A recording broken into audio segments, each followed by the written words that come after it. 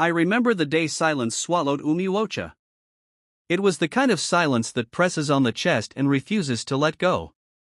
Ebuka, the boy who had always been there for everyone, was gone. No farewell. No explanation. Just absence. And in that emptiness, the village realized how deeply it had leaned on his kindness without ever asking how heavy the burden had been on his soul. Ebuka had lived his life pouring himself into others' family, neighbors, the village itself, until there was almost nothing left of him. Smiles hid exhaustion. Obedience buried dreams.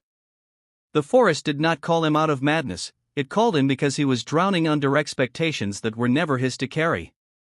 When he vanished, fear turned quickly into guilt, and the village began to see its own reflection in his disappearance.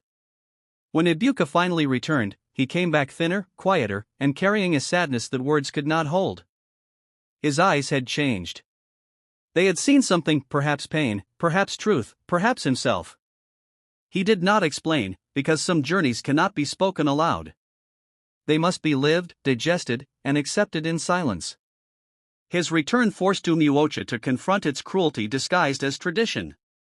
They had taken his goodness as entitlement and his silence as strength. In losing him, they learned the cost of neglecting the hearts of those who serve without complaint. Yet Ebuka was not broken. He was reborn. The forest had stripped him down and handed him back his identity. And though he returned home, he no longer belonged to the expectations that once caged him. With renewed purpose, he chose his own path, one that led back into the forest, not as an escape, but as a calling. Ebuka's story became a living reminder: even the strongest souls need rest, understanding, and freedom. And sometimes, to find yourself, you must disappear so you can return transformed.